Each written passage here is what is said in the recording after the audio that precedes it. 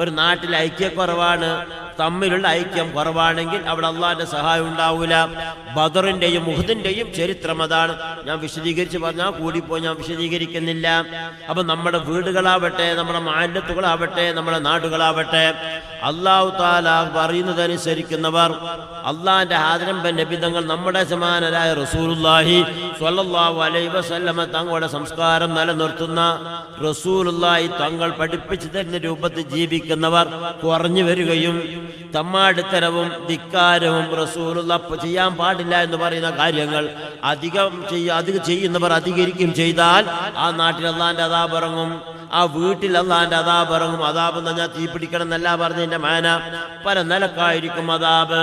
ഒന്നിക്കൽ രോഗങ്ങളാവാം, അല്ലെങ്കിൽ മറ്റുള്ള അപകടങ്ങളാവാം, അതല്ലെങ്കിൽ ദാരിദ്ര്യം കൊണ്ടാവാം.